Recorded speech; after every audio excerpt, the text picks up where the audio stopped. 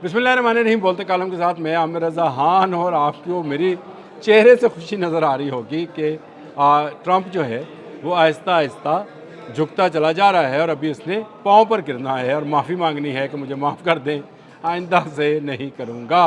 क्योंकि अब जो मिसाइल टेस्ट किया गया है उसका नाम है क़याम। जी हाँ। और क़याम जो है यौमुल क़यामा से लफ्ज़ लिया गया है, जिसका मतलब, जिसको आम फहम ज़ुबान में हम क़यामत कहते हैं। इसी के नाम पर ये क़याम जो है मिसाइल बनाया गया है।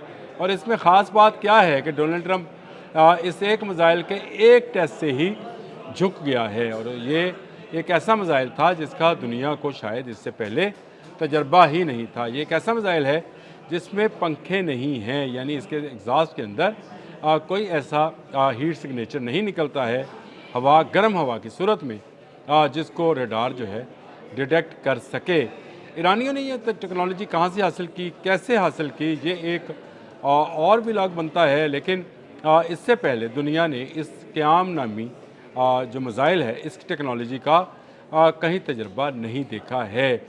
तमाम मिसाइल्स आपको पता है जब उनमें बरूद जलता है तो ख़ास किस्म के एग्जास्ट हैं जो उस गर्म हवा या आग को बाहर की तरफ धकेलते हैं, जिससे मिसाइल जो है ऊपर को जाता है। लेकिन इसमें ऐसा कोई पंख मौजूद नहीं है, इसके डिज़ाइन के अंदर ऐसी कोई चीज़ मौजूद नहीं है।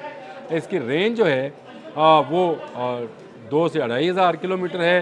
पहला जो इसका वर्जन आया था वो 1000 किलोमीटर का था, लेकिन ये नया वर्जन जो है ये और रडार सिग्नेचर से दूर रह सकता है।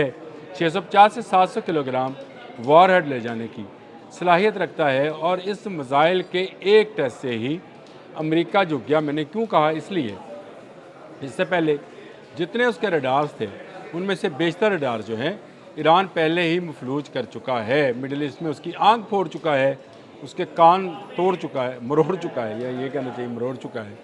और उसके तमाम अड्डों पर मौजूद उसकी दिफाई फैसिलिटीज़ जो हैं, जिनको इंटरसेप्टर्स कहते हैं, उनको लाजवाब कर चुका है। कभी शायद 136 से, कभी खैबर शिकन से, कभी डांसिंग मिसाइल से, और कभी सजील से। ये तमाम वो मिसाइल हैं जो उसने आहिस्ता आहिस्ता टेस्ट किए, लेकिन अभी उसके पॉकेट में और मिसाइल मौजूद हैं। ये वो कहते रहते हैं। पासदारान इनकलाब ने कहा कि अभी हमारे पास हमारे साइंटिस्ट ने जो नए मिसाइल डिज़ाइन किए हैं वो हमने टेस्ट नहीं किए हैं।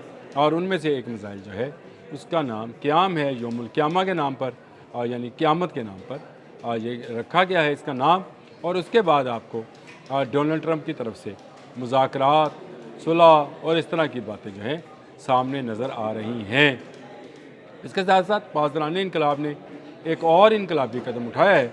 उन्होंने कहा कि अगर अमेरिका ने अब हमारे पावर प्लांट्स पर हमला किया तो हम आबनाए हुर्मुज़ के तमाम इलाकों में, यानी उसने कहा कि मेरे अगर जजीरों पर, जो ईरान के जजीरे हैं आबनाए हुर्मुज़ के साथ साथ, जहाँ पर उसकी तेल की इंस्टॉलेशंस हैं, जहाँ से वो जहाज़ भरकर जो है आयल के भिजवाता है, अगर अब उन पर हमला हुआ तो फिर पूरा जो आबनाए हुर्मुज़ है वो बरूदी सुरंगों से भर दिया जाएगा। जो पैसेज वो दे भी रहा है, चाहे 20 लाख डॉलर के एवज़ ही दे रहा है, या जो दोस्त मुल्क है पाकिस्तान जैसे उनको फ्री दे रहा है, वो पैसेज भी बंद कर दिया जाएगा।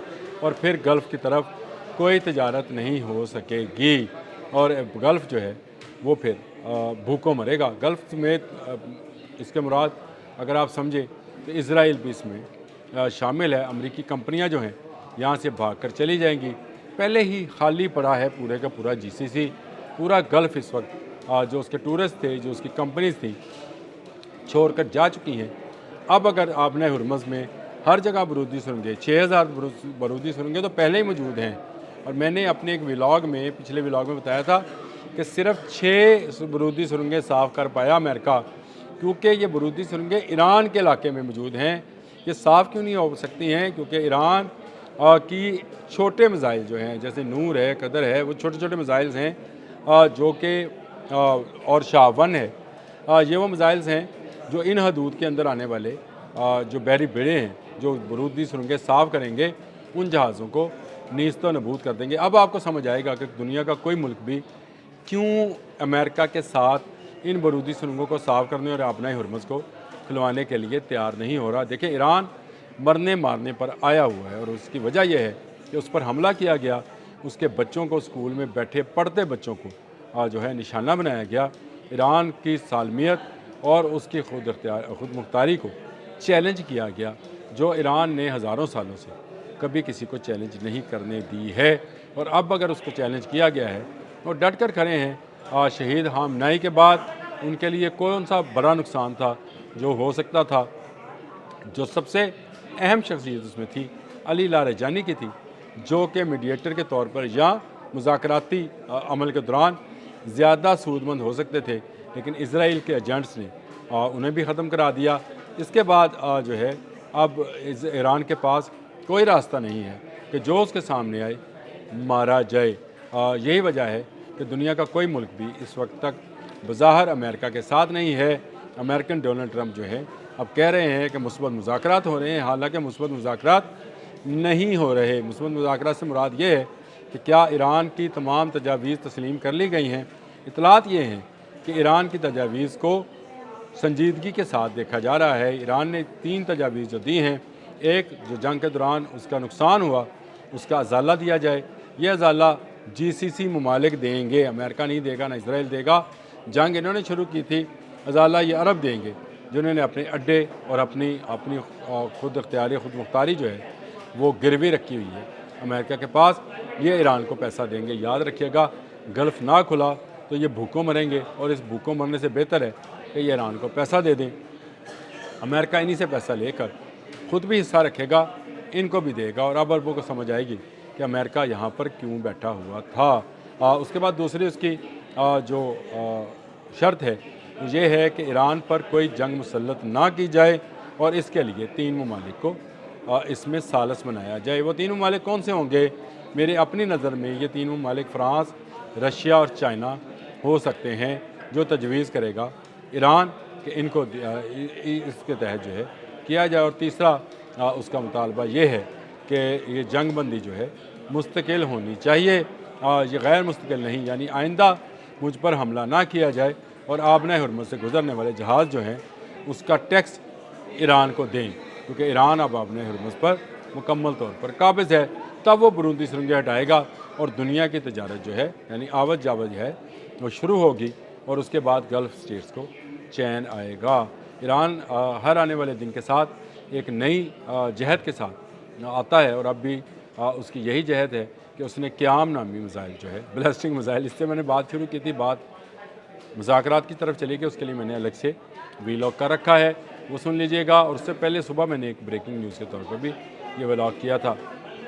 لیکن قیام میزائل جو ہے یہ ہر آنے والے دن کے ساتھ جو ہے خطرہ بنتا چلا جا رہا ہے، اور اب اسی قیام میزائل کو ہی قیامت ڈھانے کے لیے، یعنی گلف کے ڈی سالٹیشن پلانٹس اور ان کی برقی رو کی جو مرکز ہیں ان کو تباہ کرنے کے لیے استعمال کیا جائے گا قیام میزائل۔ آنے کے بعد ایران ایک قدم اور آگے اس جنگ میں بڑھ گیا ہے، اور امریکہ کئی قدم پیچھے ہٹ گیا ہے۔ یہ آپ کو آنے والے دنوں میں بین الاقوامی خبروں میں بھی نظر آئے گا۔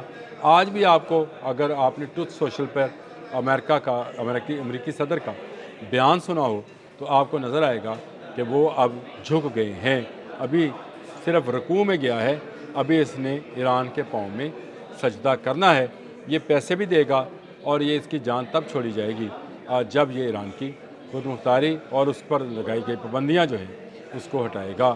ہاں، ایران اس کے جواب میں اپنی جو ایٹمی اس کی یورینیم، افزودہ یورینیم ہے، اس کو شاید ضائع کرے گا، لیکن اپنی میزائل ٹیکنالوجی سے پیچھے نہیں ہٹے گا، جو اس نے اب تک ڈیولپ کر لی ہے، اور اتنی ڈیولپ کر لی ہے کہ پورا اسرائیل اس کے نشانے پر ہے۔